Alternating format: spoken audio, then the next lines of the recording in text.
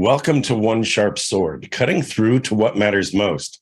I'm your host, Dr. P, Dr. Wayne Pernell, the exponential success coach. Today, I have with me somebody that we both laughed when I told him this.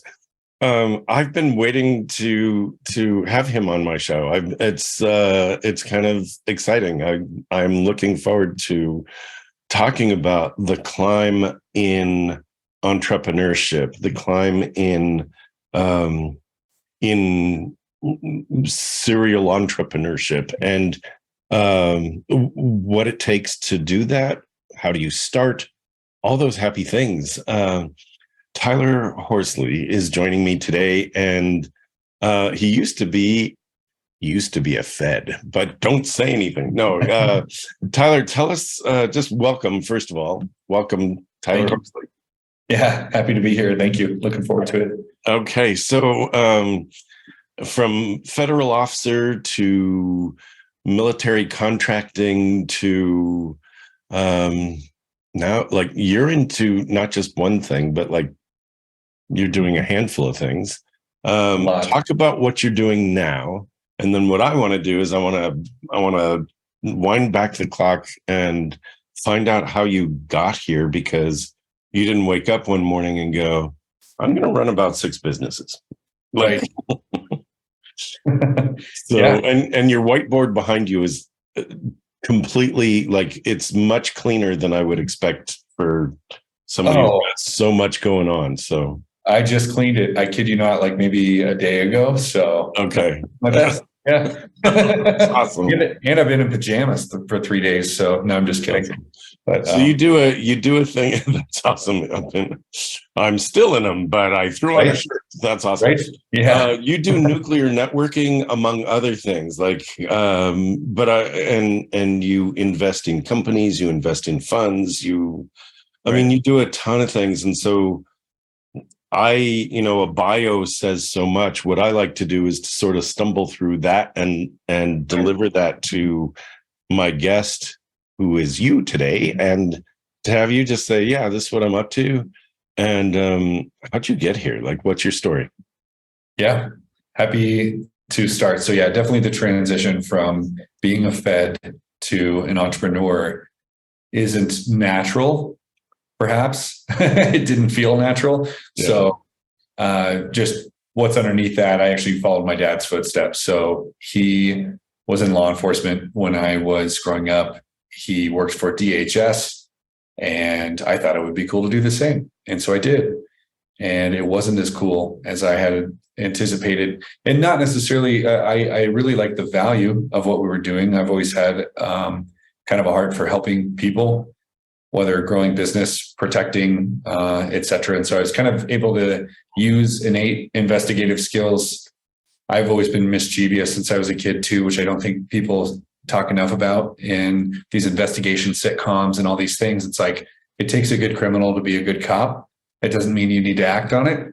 But if you know the way that those minds work, that you can do a lot more effective work versus being an ignorant, person behind a pulpit type of a thing. So somebody who's by the book and this is what the theory says versus I could figure this out. I could find a way around this. So sure. Yeah. Like certainly operating by the book, but just thinking outside the box. It's like, man, if I was this person, what would I do? Well, I'd probably do this instead. And maybe that's what they did. And so just finding those things that kind of naturally translated over into nuclear, because I'm able to investigate businesses, how they work, what makes them tick, and essentially from a behavior detection standpoint, what makes the human mind work. And like, so I like to put humans into archetypes. So like even you and I chatting, it's like, oh, you remind me of these 7 people that I know in life, and that continues to refine and then it builds familiarity, and then I can more quickly connect with people. So, but yeah, you basically build profiles. That's exactly right. Yeah. Yeah. So this person is this kind of person. That's right. Right. So it's like, so this person, if they're like the other people in this category, they're likely to behave in a certain way under these conditions. That's right. Yeah. And it's a smaller data set and pool than you might think. Because I think the initial person, I'm a wildly unique person and no one else is like me. It's like, statistically, there's a lot of people like you, and even like people who look like you even. So there's like 23 different types or something, right? Sure. Yeah. There's not as many as you might think. And there's always variations. You never want to lead and act based on an assumption of a profile that you think somebody, not at all. There are differentiators, right? But I think that it helps create a benchmark to work from, which tends to statistically get you closer than if they were a complete stranger and you didn't start at all with any benchmarks. But yeah, so moved from federal law enforcement to this space. And I actually was forced in a way.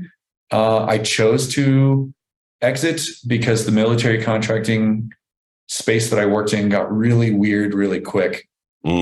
And I thought it would be a good time for a career change. Not out of fear, but just out of lifestyle preference.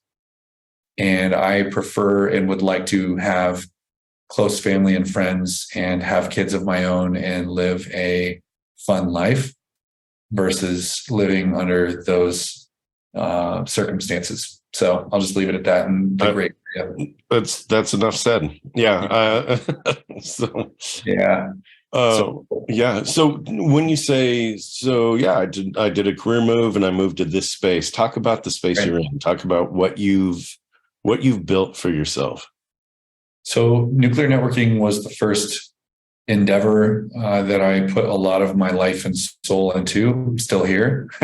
So nuclear networking is a business growth agency. So what that means is, and this certainly wasn't what we were, but it is what we are now. And so I could talk about that path in a moment. But what we are now is we help people answer simple questions in business that a lot of us don't prepare to answer, which means if you had everything that you wanted, say, for example, if you're trying to sell something and I could put you in front of 500,000 people that want to buy from you. If I lined you up against 5 other competitors and said, you have 10 seconds, tell me why I should work with you instead of these guys. What are you going to say?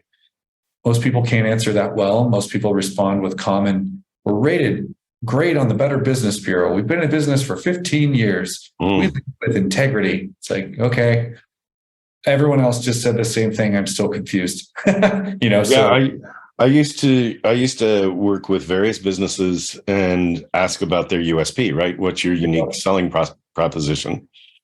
And then these were in the days prior to the internet. So I'd have them go to the yellow pages. Yeah. And I would say, look up a plumber, look up any plumber.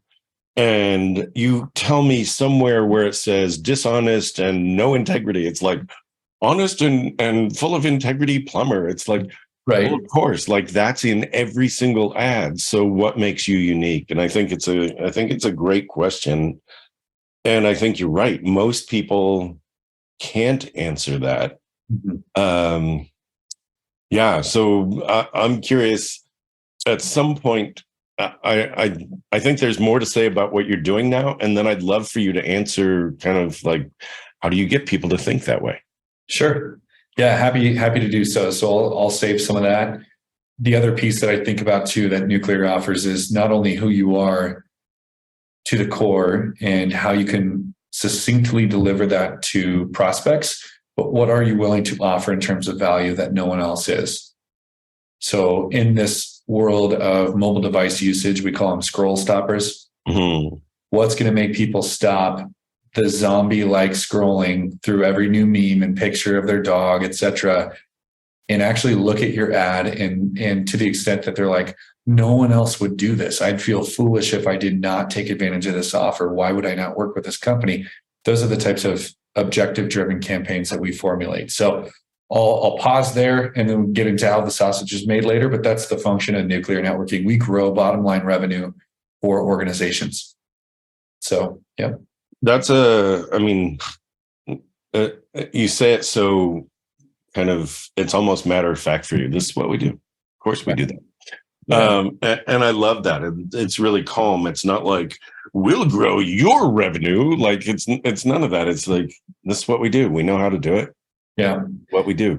You grow the bottom line revenue. And you do that by gaining customers. You gain eyeballs on the business.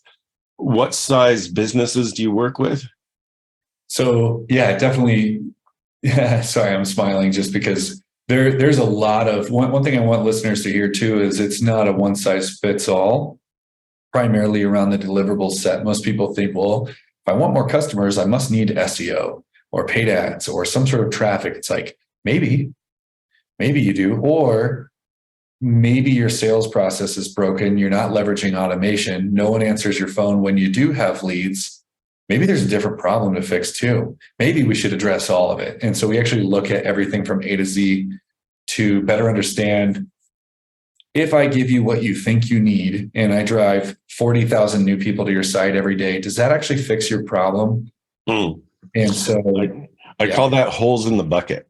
There you go. Yeah. Right. So exactly. It's like if you're pulling up a bucket of water or whatever, are you able to hold on to it, or do you have holes in the bucket? That's right. If you got everything you said you wanted, would you be able to hold on to it? Nailed it. And make use of it? Yeah. And most companies operate just in the lead gen world. And by the way, you're looking at one.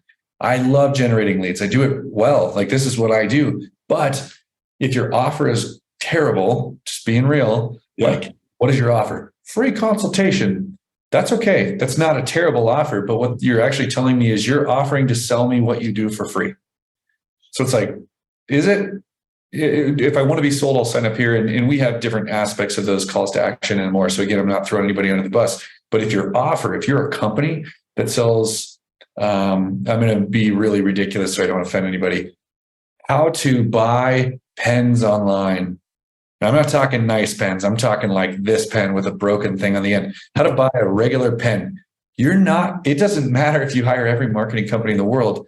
You're likely not going to do well in terms of a return on an investment because there's no USP. There's no core differentiator. You are like everyone else. I could go to Amazon and buy 4,000 right now. I don't actually need your service. So I'm saying all that to say this. I can easily communicate, hey, we're here to grow bottom line revenue. That has to happen. But it does involve a client who has something of value that they can give back to their prospects. If you don't have clear value, it's really hard to put lipstick on a pig. I know I sound like a jerk right now, but it's like, it's like those conversations are what we have early. We've hit brick walls with friends sometimes too. Sorry, we couldn't help you here, and here. We fix that. We have those conversations early instead of maybe we could find a different way to position how to do something they could learn for free online. How are we going to do this? Oh my gosh. Right. So looking at that holistically is super important. And 95% plus of business owners, when you look at that holistically, instead of just run traffic, which is what they're used to buying, back to your bucket metaphor, most of those people just try to fill the bucket faster than it leaks. Yeah. Like, that's expensive, man. Like, what if you just patch the bucket first and then we fill it? That's the goal. That's absolutely the goal. When I was doing consulting with businesses, that's exactly. Like, let's look at the bucket first, and then we'll look at the marketing. Nailed it. So this is great. Because there's still, like, even if you were selling pens with a broken clip or whatever, right? There's still a market for that, and that could be I want to call out the acronym one more time. I said it, you said it. USP is unique selling proposition or position, and it's what makes you different. So what's your USP? And I think each of us as individuals, when we go to whatever business or work we do, we as people have a USP. Right. So think about what is your unique offer to the world as a human, and then think about the product you're offering or the service you're offering. What makes it different? Do you help, Tyler? Do you help people with kind of bland things that they're bland, or I've got a pen with a broken clip and I'm selling thousands of them? Do you help people with that problem actually find a USP, or do you just say, there's too many out there?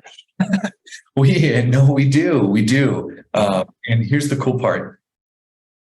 Maybe your USP is flat, and maybe you never find a way to better position that pen with a broken clip. So the next positioning we look at is, who are you selling to? And why do they care? What if you decided to only sell pens and your new proposition was at 30% of the market rate to 501c3s, nonprofits, and impact companies, and that's all you did? Because now your story changes. You're still selling a pen, but the reason you're selling it is different. You're selling pens for impact. And now all of a sudden you can line all these individuals up. You can go out and give away free pens. Maybe it says their name on it. And I know we're really going into the metaphor like dark hole. That's great. But like it maybe your product isn't special, and that's okay. Like maybe it's maybe everybody's selling plumbing. But if you only did plumbing for universities and you killed it at higher ed, and you do these things because you take extra care and you put booties on and you wear the actual clothes of the university when you're in there. So, I mean, you think about all these separate ways that you can position what you do. That's why you have all these companies coming out of the woodworks like Voodoo Donuts. They're selling donuts. What do they do different? Well, they put cereal on top of it.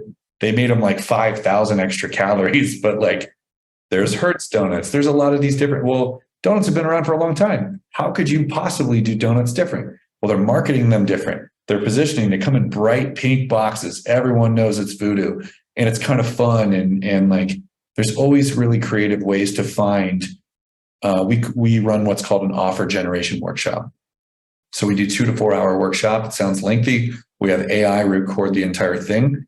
It's that same bot, by the way, before you and I started chatting. and it calculates intent, happy, angry, unsure. And basically we can take the entire speaker only responses, because most founders will speak with more passion about their brand and what they're selling and the why, and you'll never see it on their website because they didn't build it. So they paid someone else. They outsourced their voice. So it's like, can we pull those things out? And during that workshop, we also learn about anything they're willing to tell us. What is your margin? What are you willing to pay to get a new customer in your cycle that'll buy from you for the next 10 years? Is it $150? We might only spend $20 getting them to your website. But what if instead we drove them to your website, we drove them to one specific offer where you gave away $100 in value of your service to actually capture them long-term? So repositioning is key. We offer all of this support in our workshops, and we do that before we spend a dime on marketing. You're talking about a couple of key concepts that I want to call out. This, by the way, is how I do most of my podcasts. Like, you'll say something brilliant, and then I'm like, whoa, time out. Let me just call attention to what you said. There are two really key pieces. One is, don't be afraid to niche down.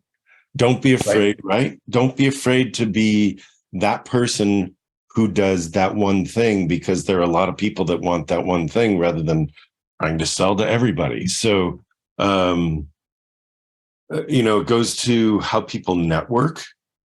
You go into a room and you try and meet everybody, or you go into a room and you try and meet the one person that could match your niche, right? So there's that. Yeah, I think that reflects this is just my own journey. I'm not representing the listeners, obviously, but for me, that reflects a level of maturity. Because maturity in business, when you're first starting, you're very hungry, you're ambitious, but there's also anxiety, and you're just wanting to get sales. And so you try to meet everybody in the room, and it comes off super fake, and people know it. Yeah. And me personally, I know it's kind of weird. I welcome meeting entrepreneurs, by the way, but if somebody meets me with an anxiety, I literally read people. That's what I like doing. And if it's like, hey, how are you?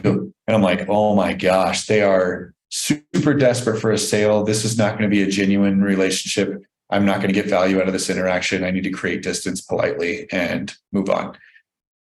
Really, that's what goes through my head. And I'm 36 years old. I can't imagine what goes through seasoned business professionals and more. Yeah. Now, they should be seeking mentorship, 100%. It's like the best thing I've ever done in my life. But you can't ask your mentors for money, and you can't treat them like prospects. Like, that relationship has to be sacred. Right. Very true. Yeah. So that's just my experience on. No, I think that's great. You called it maturity. I would call it confidence, basically. And Sure. And I think they go hand in hand. That, when you're brand new and you're trying to you're trying to get that one deal. Everything looks like it actually comes from a lack space, a space of what you don't have and what you need, versus I'm going to find like this place of confidence and belief and faith in yourself. I'm going to find the right customer or customers. They may or may not be here. It's my job to find out. And if someone starts there in a conversation with you, it's going to be very different than, hi, can I get you to buy for me? Hi, can you, how about now?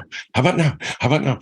So that's key. The other thing you mentioned, by the way, I said there were two things. One was niche and the other is passion. And don't confuse like really wanting to sell your thing, because again, that's lack and it shows up as disingenuous, actually. Don't confuse that for passion. Passion is like, what do you care about?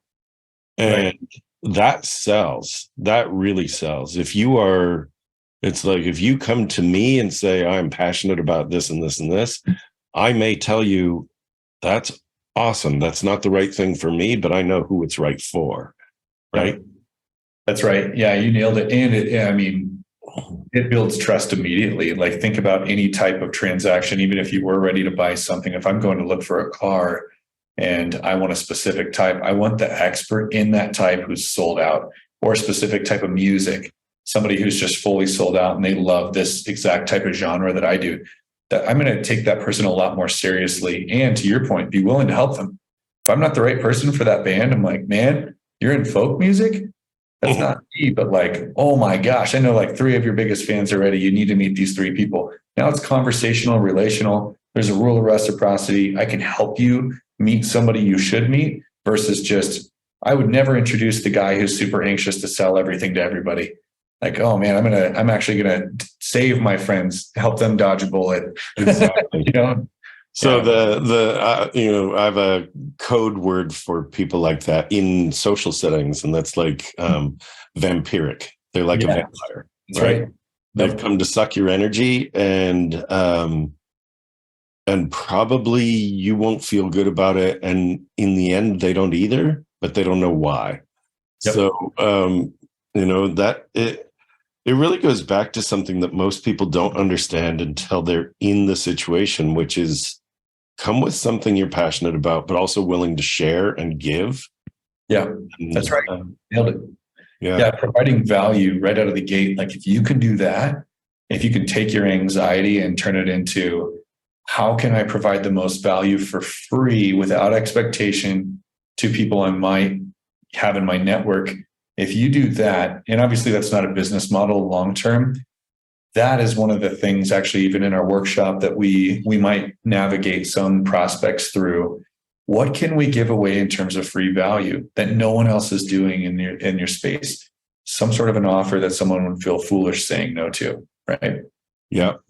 That gets you to we haven't talked about this, but the concept of are you known, liked, and trusted to, sure. Right? So providing free value gets people to know you. It gets people to like you, and it gets people to trust you if your stuff is good.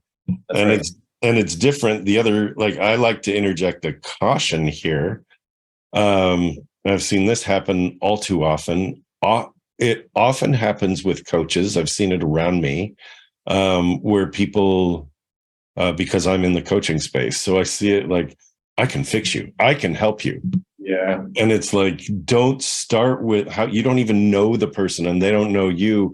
How do you know that you could actually help them? You know nothing about them. Right. But I've read about them, or I've seen them. I got a vibe. That's like not good enough. Don't try and fix somebody until you have been invited in. Start with listening, right? So that's something that I used to be that way. And especially with like admiration or hobby around like profiling people and doing this, I really, you really start to trust that. And it's like, shut up, Tyler, don't do that. Like, just listen, and if they ask for your opinion or something like that, then you can certainly give it. Like an EO, we call it gestalt. You can always share life through experience, but you don't want to should all over people. You should do this. You should do that. And it's a lesson learned for sure. Very good. That's you're singing my song. That's the that actually comes from Fritz Perls back in the 1960s. It is Gestalt, and he was one of the first to talk about shoulds. Perls, Perls. You're looking it up. I'm going to plug me for a second. It's in my first book. There you go. Choosing Your Power. That's great. That's really great. You know you are bigger than the life you are leading.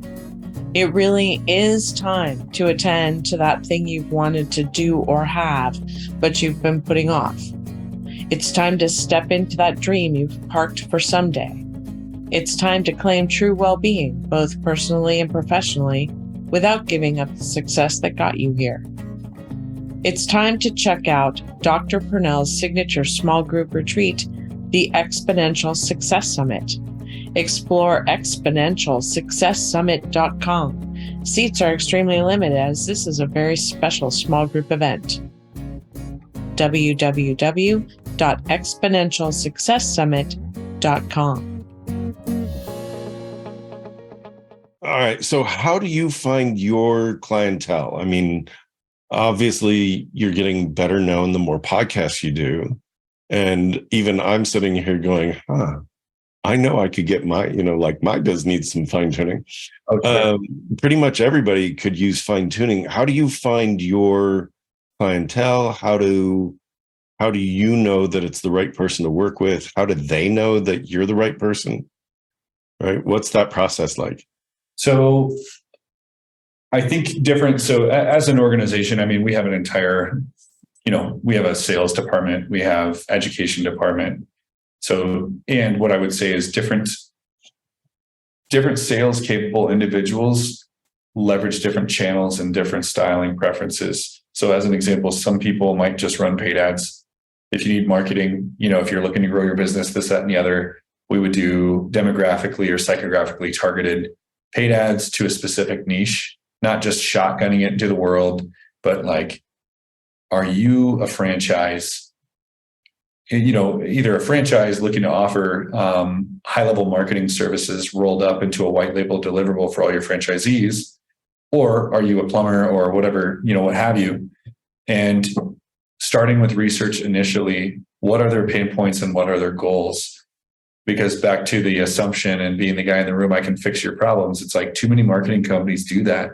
You go talk to them and they're like, oh, here's SEO. You must need this. This works for everyone. It's like, no, it doesn't. Actually, it's not the right thing for everybody. Like you need a customized approach. And so if you're going to spend... So you quoted Perls without knowing him. Do you know, you're talking Maslow now, which is if the only tool you have is a hammer, you will treat everything as a nail. Yeah. That's interesting. Yeah. So, I mean, that's exactly the concept there. And I'll just tell you selfishly from our side, if we're going to do that much research and learn how to solve a grave need in an industry, I want to help like 500 of those same people instead of resolve over and over, because that's one of the downfalls. If there's any agency owners listening to this, niche down, do it, just do it. Because we've been, I might have grown 2,200 companies so far. That's a lot of brain damage. So it's like, yeah. Cool part is we have hundreds of thousands of dollars worth of data and 15 plus years of X, Y, and Z that we can apply. But when I meet individuals now, instead of starting with, here's a free competitor deconstructor, here's a free, SEO report on fear, things you don't understand, because that's kind of what people hear. Terminology you've never used once before this call. That's a weird way to meet people. What I'd like to do is like, where are your biggest problems and what are your biggest goals? And start with that. And we do a discovery. We offer free marketing strategy really for anyone. hello@nuclearnetworking.com, by the way.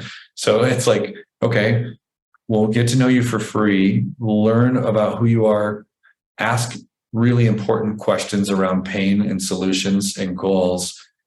And then we can put together, does this fit or does this not?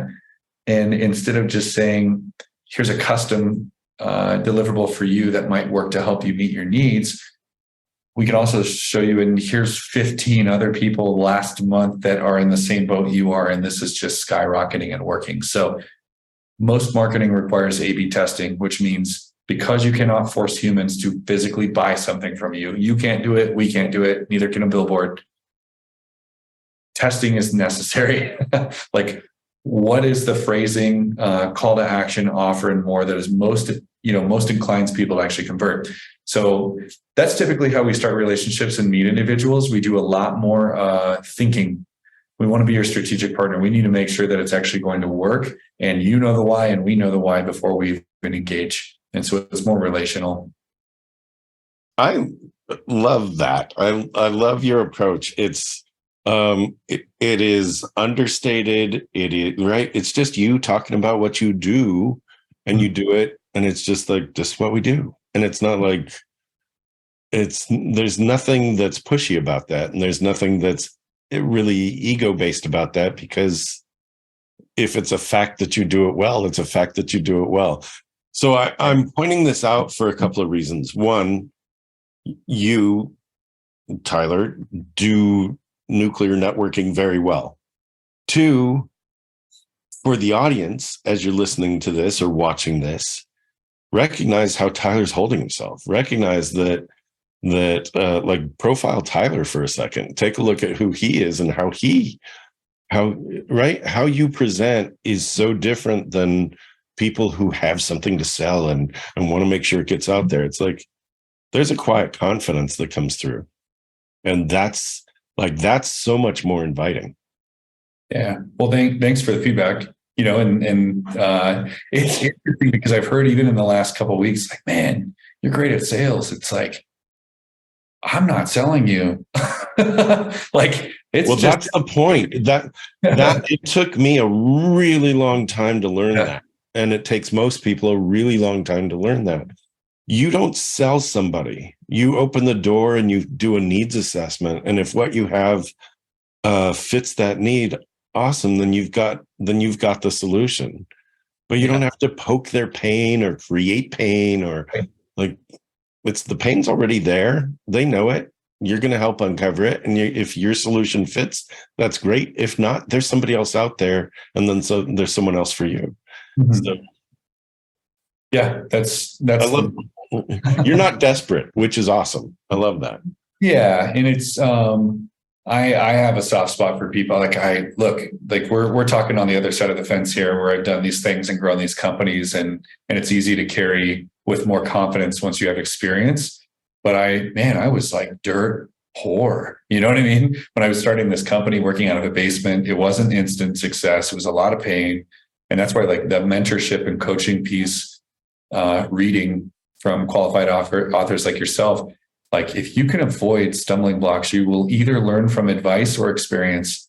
And experience is expensive and painful, mostly. So it's learn as much as you can from people much greater than you. Kill your ego. It's not going to serve you. They can't understand anything greater than itself. We see that globally right now, especially in politics. So it's like, too true. Learn from people you disagree with, and try to find opposing viewpoints that either support or attack your belief system. Try, because if you have holes in your system, the way that you're operating your company, and somebody offers evidence that goes against it, like, listen, that's free consulting, man.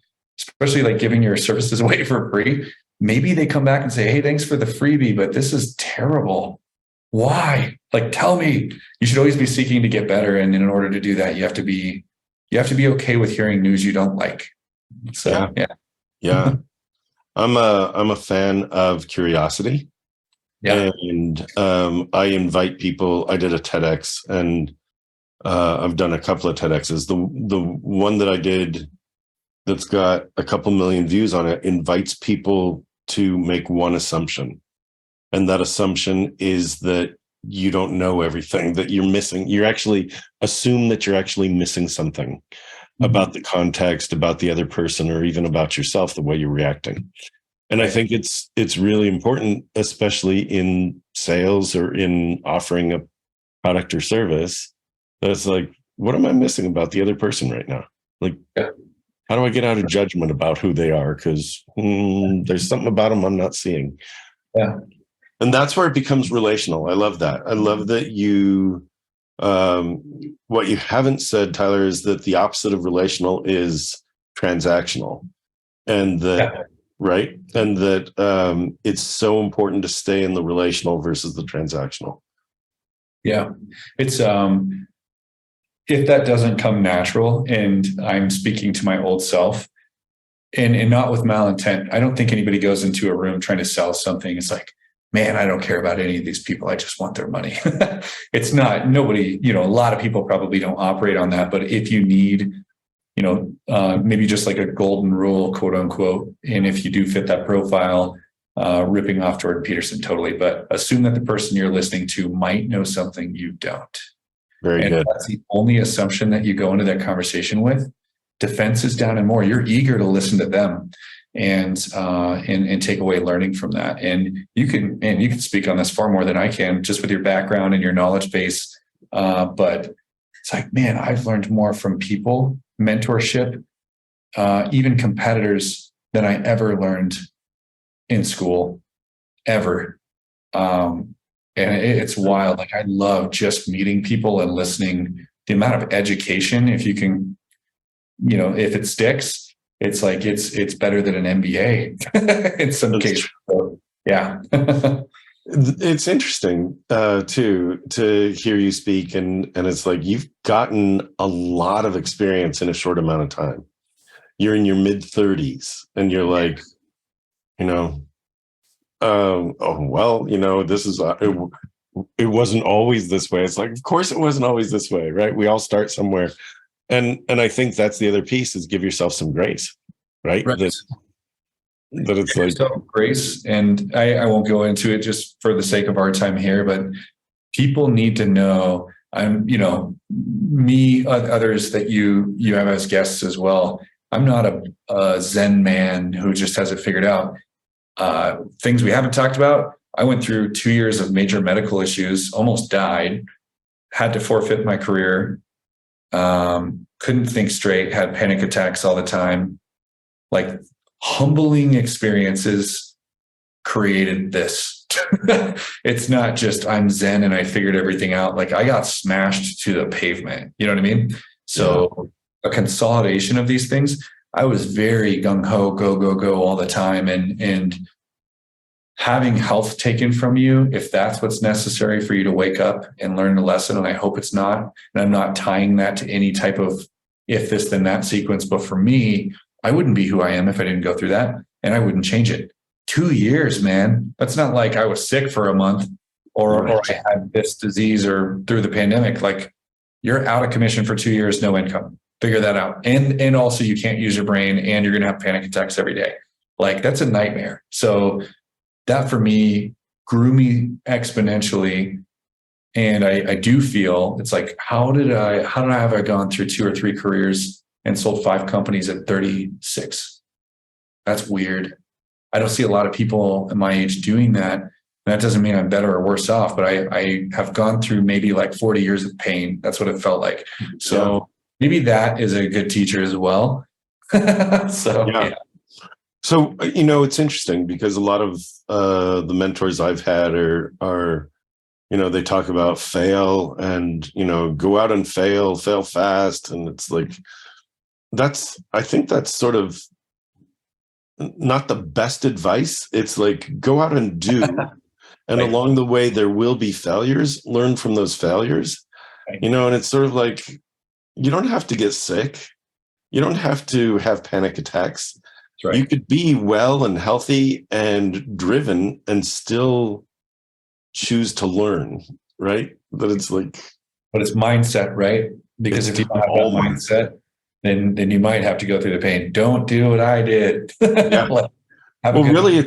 snap out of lack, because for you, the illness brought you to the very baseline bottom of, I got nothing, now what? And it's like, and that was kind of your trigger for resourcefulness. Yeah. Kicks me into a survival mentality, which was unique. I think different things motivate different people, but you nailed it. It was like, wow, I need to do things different because this can't happen again. You know what I mean?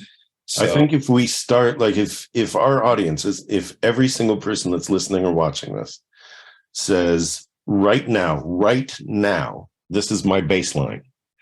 If right now is my baseline and I choose not to operate in this way, I choose to be better, because if this is my baseline, I know there's more.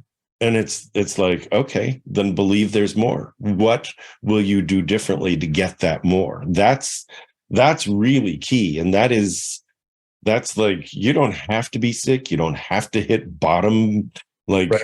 because otherwise you're going to be proving to yourself, well, how far did I go? Far enough down? Was that far enough of a bottom? Yeah. I don't know. Maybe I have to fail more, bigger. It's like, Right. no, right now, make that choice. Right. So Yep. It's good wisdom. Thank you. Right. Yeah. All right. So what would you say to people that are just starting out and going, okay, based on what I just said, like the right now place, what's your response to that? In like, how would you build on that? What's the next best move that anybody can do in terms of like taking inventory or what's their next action step? I think so. Back to Gestalt, and maybe this only speaks to a specific audience, but it'll be niche wisdom. I love niche stuff because it's funny. Here's the thing: the more unique, the more universal. It's really true. Right. And so, right, in terms of theory, in terms of thought, in terms of what you're selling, maybe not so much, but in terms of niche wisdom, it actually goes far. Yeah. I want to speak to the people who are not naturally motivated, because naturally motivated people will learn by trial and error more quickly, and they seek wisdom. They're listening to this podcast right now. So I guess some might be naturally motivated, but it's like, if you're not going to burn through books and you're not going to find the 12 steps to do better, and you're not going to try to do X, Y, and Z, or you're going to go sell a whole room and nobody wants to hang out with you anymore because you're learning the hard way that you're too anxious, or whatever your conundrum is. I know personally specific people who have mega potential, big time potential. They're not running businesses right now. And in fact, they're barely able to pay their bills because of chemical addiction, because of choosing not to do something differently. And the thing that's really unfortunate about that world is you meet the smartest people in the world, which, by the way, and I'm going to just use this term, it's not spiritual or anything, but like some people have demons. They really do. Like if you're on the Machiavellism scale or sociopathic tendencies or what have you, which, by the way, the higher up the food chain you get in corporate world, more likely to meet those people, because they have a wild capacity for success, because they can learn and map and go and grow. But at the same point in time, some people with manic tendencies who could be really good in specific environments don't know how to manage those. So they hear like 28 conversations simultaneously in the same room as everyone else. And again, I told you this would be a niche message, but they're overwhelmed, which leads to no action, which leads to sedation. And then once you sedate yourself through whatever that is for you, some of those actually have this spiral effect to where they lose a grip on reality of what's true and what's not. And it doesn't need to be full hallucination, but it could be like, that's not me. I don't think I could ever do that. It's like, geez, who's telling you that you could be better than you are now? Maybe you don't have anyone in your life, but for the people that I know, I've told them, other people have told them. I'm certainly, I don't operate on ego, but I've done it. So like if somebody with experience who's done it is telling you could do a lot better, listen for where they're telling you. Ask them, what have you told me that I'm not hearing? And what barriers are in my life that I should work on removing that I can't see? Because if you think that you can be successful, or if other people told you can and you're not, if you would have figured it out, or if you had the capacity to do so, you would have done it already. So there might be things that you can't see in your life. So my challenge for people is go talk to people you trust, whether they're successful or people that care for your well-being, and ask them, what have you told me that I haven't heard, and what barriers are in my life that I should work on removing that I can't see? And that's where I would start before coming up with the next business idea and all this, that, and the other. Because if you don't fix that root and you don't look at the things that you can't see right now, it's going to cascade and domino effect everything else you try. So I don't know how to get them to trust me on that. And I don't know if you'll trust the people that you ask, but you should. You should at least consider it. So, yeah. So recognize, I think part of the message, to reframe it a little bit, is everyone has blind spots. And you can't see what you can't see. And that's why getting feedback from somebody else is really important. And so, what Tyler's saying is ask people, like, be brave enough. That's how you're going to learn, right? You step in and you ask. So I think that's awesome. I think that's really good. Yeah. It's specific, but it's needed. I think there's a lot of people out there with a lot more potential, and they just don't ask those questions, and they don't want to hear the answer, maybe. So, yeah. It's well said. I think, I think you said a lot of people. I think 100% of people actually could be doing better. 100% of people have blind spots. We all have stories that we've taken with us that have been limiting. Yep. It's like, well, you don't need that. Well, why would you ask for that? And so a lot of the what would be seen as immature behavior in networking comes from it comes from approval seeking. Like me. You nailed it. Am I enough? Right. That's a whole nother. Yeah. It's multiple podcasts. Yeah. That's awesome. What, just looking at our time here, what were you hoping I'd ask, or what didn't I ask you that you definitely want to share? I think we covered a lot of good. I don't have anything right now relative that I'm dying to share. We just reiterations, maybe it's just seek mentorship. Find people who have done this before. They've hit roadblocks, brick walls, really expensive mistakes.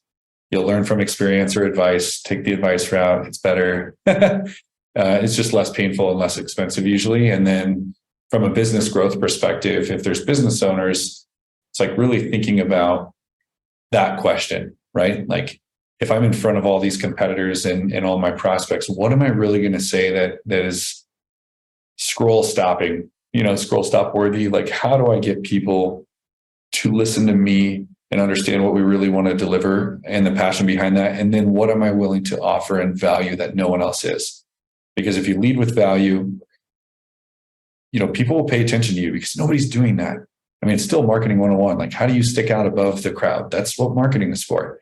Yeah. If no one else is offering value and it's a transactional and not a relational environment, be relational. You know what I mean? Like, stick out. And and I guess just the last offer, like, I'm happy to chat with anyone. I know that's maybe someday I won't be able to, but right now I'm not Joe Rogan or anybody like with 50 million, I'm just not. So it's like, I love meeting business owners or people that are trying to grow in life or thinking about it.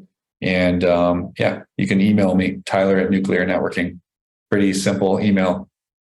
So, yeah. It's perfect. That was exactly what I was going to ask. So you did that just smoothly. So the way to reach Tyler Horsley is at tyler@nuclearnetworking.com.